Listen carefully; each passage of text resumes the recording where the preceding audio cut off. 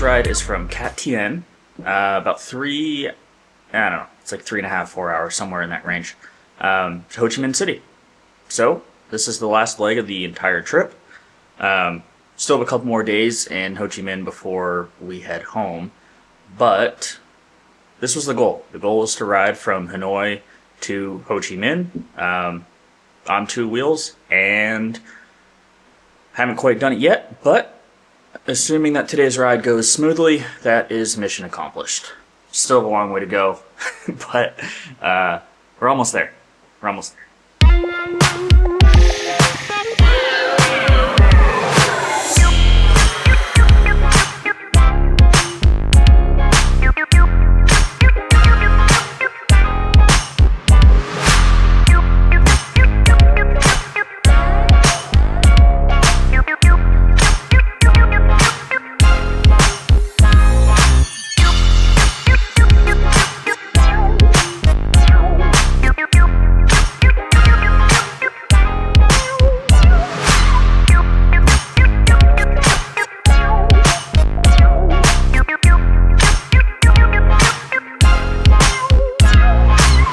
Well, I didn't actually do all that much in Cat Tien. It does seem like there's some cool stuff you can do in the national park, but I think I said it yesterday, everything is, like, at least from what I can tell, everything is like guided tours and stuff, which if I had more time would be cool, but tired. I don't have the time. I took a nap yesterday, had a late lunch, and then didn't even end up having dinner. I just edited until I went to sleep. But no complaints about Cat Tien. Besides maybe the window that wouldn't actually shut and let in a bunch of bugs and flies and salamanders and geckos. That wasn't as great last night, but I slept okay.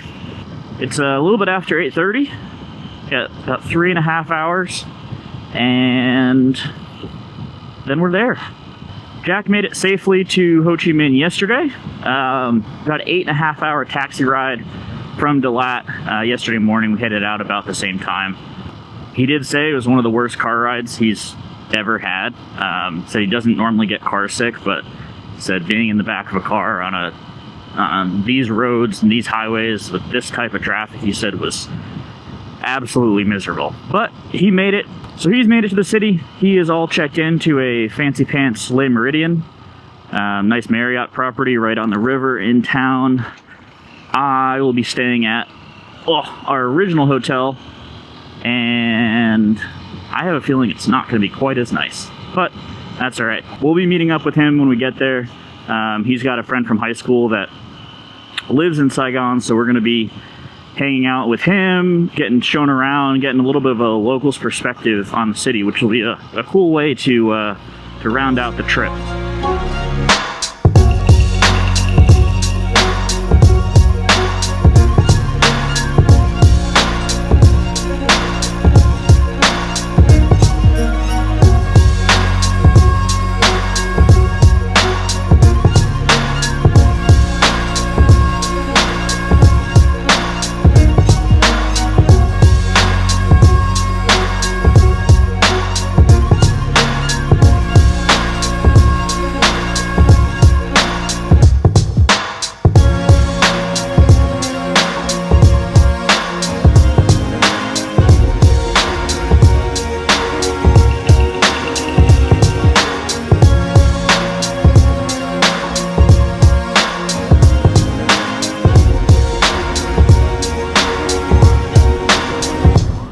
Smells like pee over here.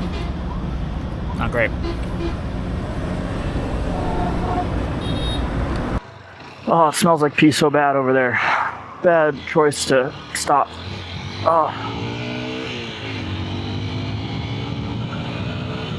Going into this trip, I had no hopes or expectations that this would feel like a vacation. My goal for this was, number one, to have fun on two wheels, which is something that I figured would come pretty easily, seeing as I always have fun on two wheels. But the other part was to kind of try and push myself and figure out kind of how I deal with uncomfort. And while I was pushed physically and mentally on these rides, I wasn't ever super, super uncomfortable. Not to the point where, you know, we're in a hostel and sharing a room and sharing a bathroom, and I guess we just go through that red light. Okay.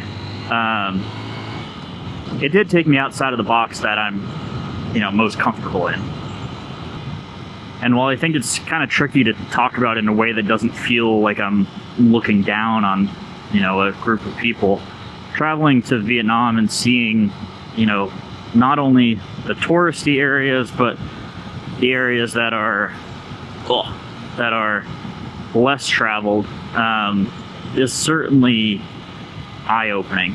You know, I am very fortunate in a lot of ways. Number one, fortunate just to have been born in the United States with the immediate leg up that gives you. Fortunate to have a wife that not only supports these crazy ideas and adventures, but encourages them. Fortunate to have parents that raised me to be, you know, hopefully understanding and empathetic to strangers and kind and all of those things that I hope that I am. And fortunate to have friends that are willing to get out of their comfort zone and try something crazy alongside me, so I'm not doing it completely alone. And while finishing out the ride alone is obviously a bummer, this was a big ask of Jack to do this trip. And I think he generally knew what he was signing up for, but he also didn't grow up riding bikes, and he hasn't ridden in, I mean, we sold our bikes like 2 years ago.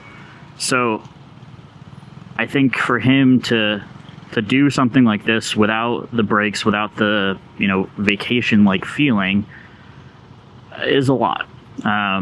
So I understand that. For Jack, I think the turning point was kind of a three-pronged issue. First was just kind of our bodies breaking down a little bit. I mean, mine is still hurting. But just not physically being excited to get back on the bikes again.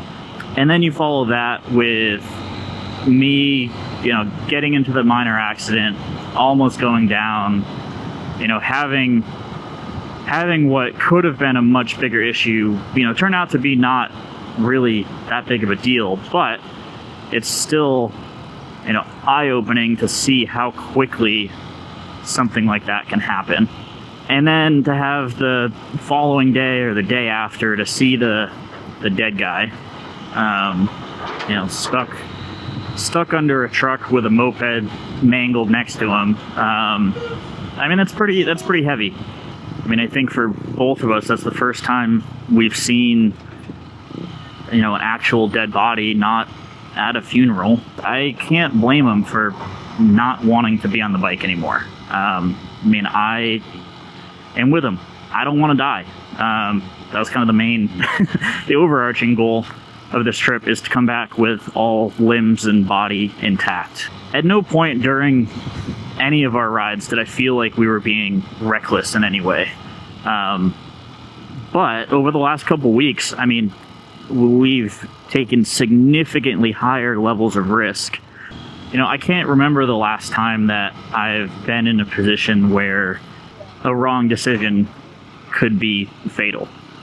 And while Jack and I both knew that going into this trip, I think, you know, seeing the dead body on the ground like that, stuck underneath the truck, was, you know, forced us to come to terms with it in a little bit of a different way.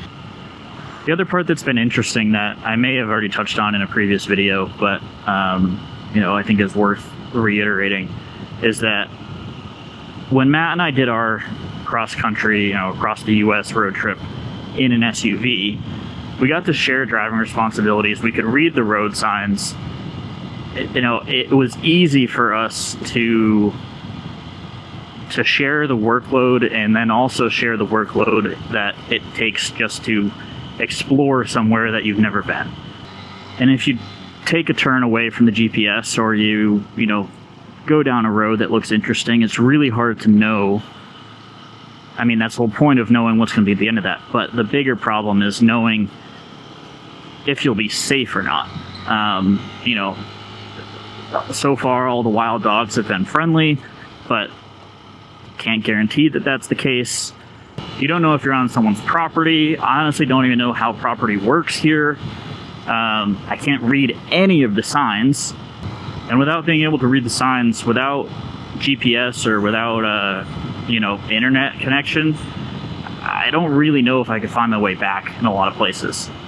Probably just by retracing my steps, but I mean, there's a lot of mental effort that goes into that, which you add that on top of, what is a much harder drive than I originally had expected.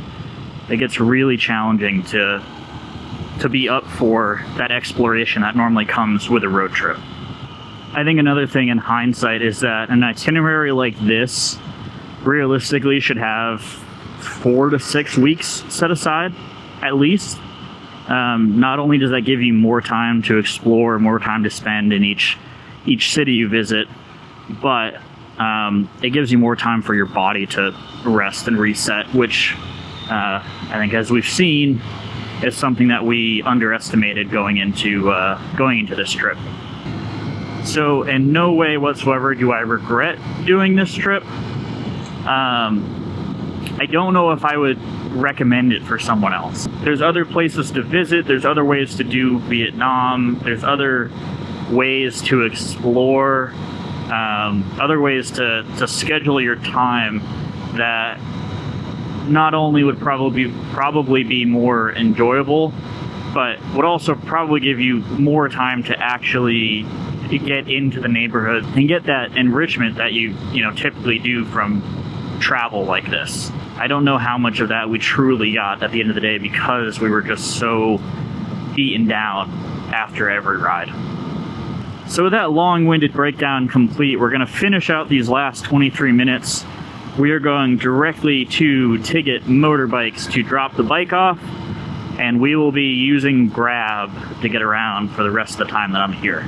Jack gave a good analogy where riding around here kind of feels like being in the casino. You can go in, you can win a bunch of money, you can feel like you're on a hot streak, but at some point you're gonna bust, and the longer you hang out in the casino, the more likely you are to lose. So, he cashed out already, made off good. I've got 20 more minutes before I get to cash out, and hopefully these last 20 minutes are smooth and we can wrap it up.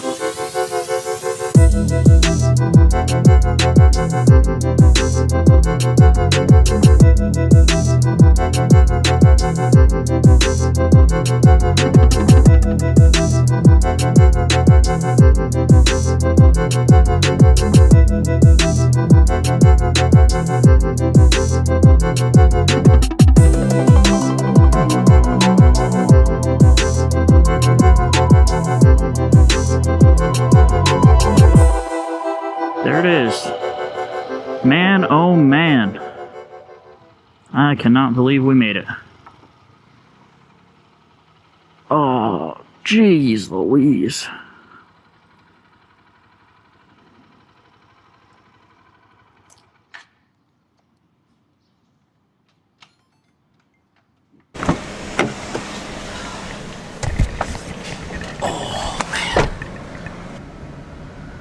First time in a car in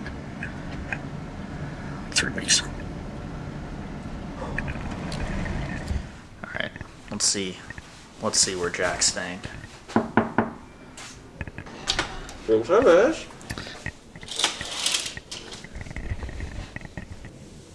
A view of the river down there.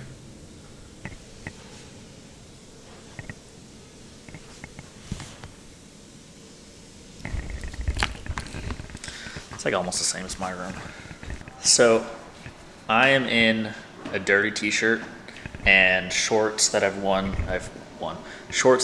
as a bathing suit for the last 3 weeks, and Tevas.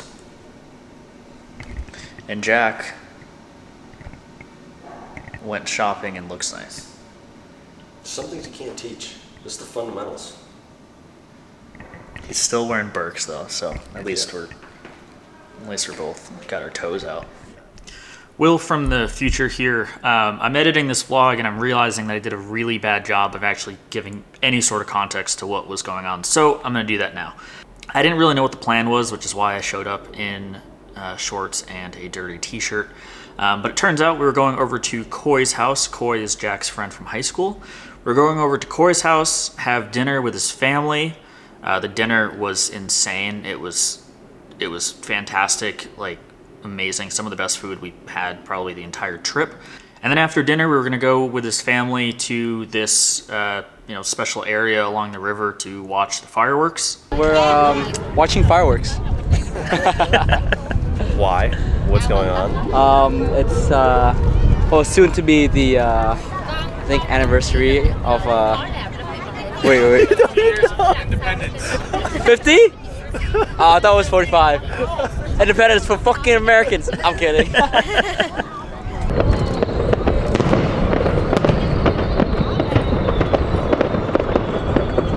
And then after that, we went out on the town, which, as you could tell by my outfit, I was definitely prepared for. But it was awesome. Corey made a bunch of different reservations at different spots across the city.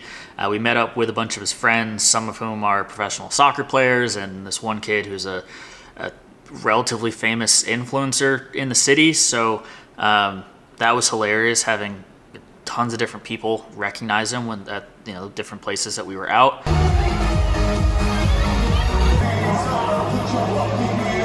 And then we told people that Jack was a famous soccer player in America.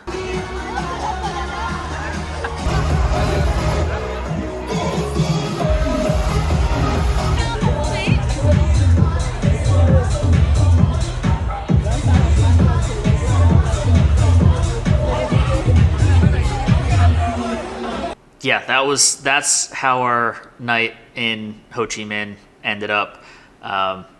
It was great. Coy was great. Coy's family was awesome.